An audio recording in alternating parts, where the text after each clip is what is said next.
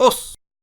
Usually during the fall season, I get a huge urge to read manga. I think it's because it's the season where I really just got into the medium. You know, put on a nice cozy sweater, drink some hot coffee, and I don't know, read a great comic.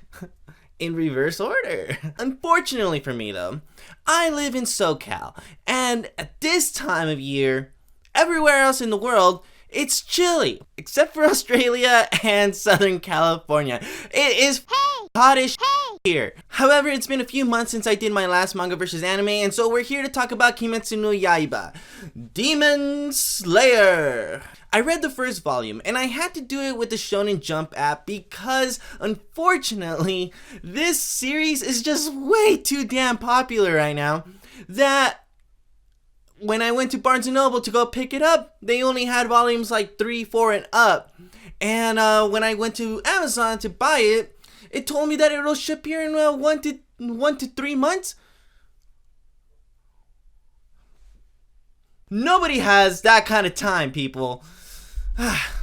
So, the Shonen Jump app, it got the job done, and I'm pretty happy to say that I read volume 1 of Demon Slayer, and we're gonna talk about it today.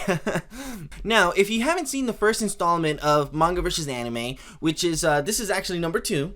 If you haven't seen the first one, it was on Sergeant Frog, which was full of deviations, making the series really easy to do and kind of really fun to just look at both mediums and compare and contrast and kind of come to terms with which ones you like better, completely based off of your own opinion, right? Because it's just more of the same thing but different, and it's really good on both ends. So it's just like pick your poison type of thing, right? Unfortunately, or depending on how you see it, Kimetsu no Yaiba is the utter opposite. Where it is, dare I say, a near perfect adaptation. Minus a few things here and there, it's basically very similar to each other. So that being said, we're going to tackle this episode a little bit different. Rather than highlight the big differences that stand out between the two versions, we're going to just kind of look at the subtle differences, because at the end of the day, it's the same thing. It really is. So much so that I was able to sit in front of the computer with the show playing and my tablet over here with the manga, and I was just able to kind of just slide on through the manga and just watch as the pictures on here are over here in color. It was amazing. It was amazing. So, like I said, we're just gonna focus on the subtle differences. And if you're new to Manga vs. Anime, I have some rules. Some simple rules, really. No light novels and no video games, because I just want to read comics and I just want to continue to sample other series. 1 volume per episode. If a show has like dramatic differences in later volumes, well, we're not going to talk about them here because we're just focusing on the first episode, the first few episodes of the show and its manga counterpart, or vice versa, yada yada. So without further ado, ladies and germs, welcome to episode 2 of Manga vs. Anime, Kimetsu no Yaiba, the near perfect adaptation. Episode 1 of Kimetsu no Yaiba is all of episode 1. Nothing borrowing from later chapters and nothing hinting at things to come. Everything in chapter 1 is in episode 1. They were able to pull this off because chapter 1 is just 56 pages long, which actually made rewatching episode 1 an enjoyable experience because it was kind of like, oh wow, this is very similar. This is just the manga in anime form, as I mentioned previously. So about those subtle differences though, because there's a few. Actually, there's only 2. There's a couple. The opening of the episode where Tanjiro leaves home, he says his line about happiness ending with the scent of blood. In the manga, it's after he leaves the old man's house and he's about to find his dead family's bodies, bloody corpses at his home. He thinks back to what his grandma said is the scent of blood where happiness ends, and he sees everybody laying there dead. Now the second one, the demon slayer that comes to kill Nezuko, who's freaking out trying to attack Tanjiro. In the manga, we don't see his face right away. There's a few panels that shows his face, but in like very, very ambiguous. You can't really see what's going on with him. It takes a couple panels for us to be able to see what he looks like. And in the anime, we see that right away. I think though that the reason that they did this though was to showcase some movement in still pages. And it's a nice little touch. It's a nice little touch. Now, episode 2 is chapter 2 and 3. So from here, we start giving each episode 2 chapters to share between the storytelling. This is due to the chapters cutting down from 56 pages to about 20-ish or so. So the first half of episode 2 is when they encounter their first demon, and the second half is when they meet Urokodaki. Now, after getting directions from a woman on how to get to Mount Sagiri, the two find what Tanjiro describes as a way station. But it seems like they're walking alongside the path to it in the manga. Because immediately, Tanjiro picks up on the scent of blood and notices the thrashing of the way station, and he starts to panic at the thought of the people inside being okay. In the anime, Tanjiro picks up on the scent of blood and just runs up the mountain path to see if the traveler is okay, never minding on the condition of the way station. Also, the anime puts a lot more emphasis to Nezuko reacting to the bloodbath, giving us a few extra moments to listen to her mouth water before coming to save in her brother from the demon. The manga shows us 2 panels of her salivating before kicking into action. The anime treats Nezuko kicking into action with a bit more care, showcasing us a little bit of animation here in this instance. One of the things that I love that the manga does is give us these looks of the characters that the anime usually uses for comedic effect. For example, in the struggle between Tanjiro and the demon with just the arms, that demon, we see Tanjiro throwing a hatchet with the demon in this comical way, and the anime just played this scene straight.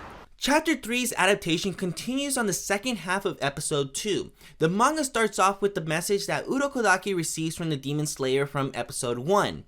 Tomioka? But the anime includes this scene at the end of the episode since Urokodaki shows up and continues this scene where the manga chapter ends. I think including the scene at the end of the anime better emphasizes Tanjiro's resolve to save his sister and the potential that he has to become a demon slayer, since Urokodaki thinks back to when he receives the letter before accepting Tanjiro as one of his students. Also, here's another example of that comedic style that I was talking about, where the manga uses it within the action and the anime refrains from using it and just rather use it in a lighthearted comedic scene. Episode 3, which covers chapters 4 and 5, opens up with this little scene of showing Tanjiro's notebook before he and his master go off to train as Nezuko continues to sleep. The manga opens this chapter straight away with Urokodaki's explanation of the Demon Slayer corpse, and then Tanjiro beginning his training. We get this diary entry displayed in sharp boxes. Throughout the episode, which adapts chapter 4, we get clips showing us Tanjiro worry about his sister and his concern for the long sleep that she's in.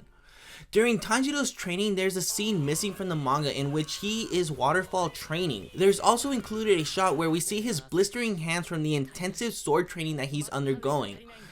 Which is a nice little touch that's not included in the manga. Now, at the part where we meet Sabito, the fox boy who helps Tanjiro break the boulder, he says something that I found different in translations.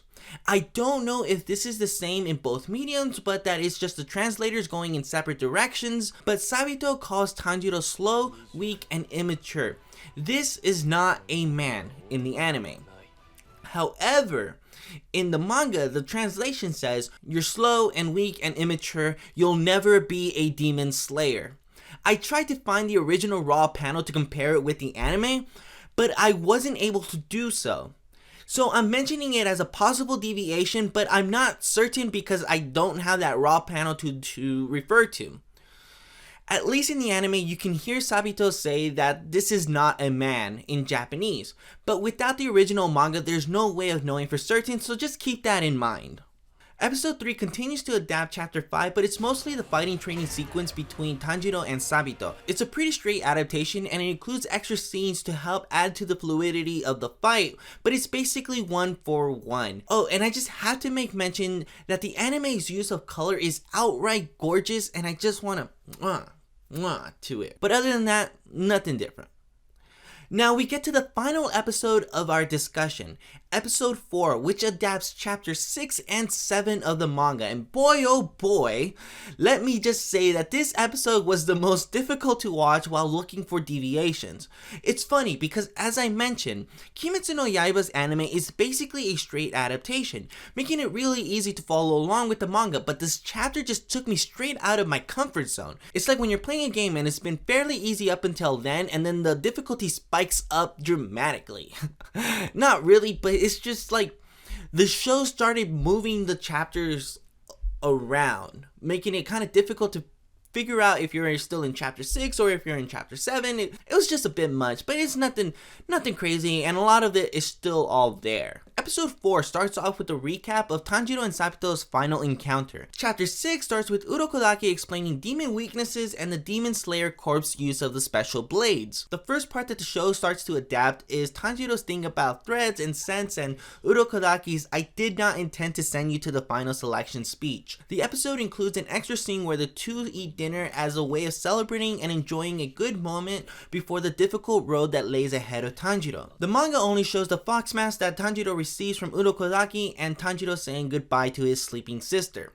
Oh, but wait, I did say that there are differences. Chapter 6's introduction panels with Urokodaki's speech is at the 12-minute mark as a flashback after Tanjiro kills his first two demons. At the halfway point, we cut to Makomo and Sabito discussing Tanjiro before we see that grotesque Oni, which is the beginning of chapter 7. So are we now in chapter 7 or are we still in chapter 6? Well, the scene where Tanjiro cuts his hair at the beginning of the episode is actually a flashback in chapter 7, but it was shown as a natural sequence of events in the anime. And finally, episode 4 ends with Tanjiro cutting off the head of that grotesque Oni, ending the episode and the volume the exact same way. However, in the manga, it's left a little bit more ambiguous to see if Tanjiro's attack actually connected. In the anime, we see the head flying off. And this is Demon Slayer. All in all, it's a very good adaptation of the manga. I can see why people really like this show. Hell, I like this show too. In my last video, I said that I like the Keroro manga more than the anime. But in the case of Demon Slayer, being so identical to one another, it's either or for me. But I'm kind of leaning more towards the anime. The anime has the advantage of color and adds a few scenes to help connect the web of panels from the manga, making it feel more fluid in the process. But I do like being able to speedily read along the manga. So honestly, pick your poison with Kimetsu no Yaiba. As far as volume 1 is concerned, there is no wrong decision. And as to the future of the anime having deviations from its counterpart, I don't know. But enjoy.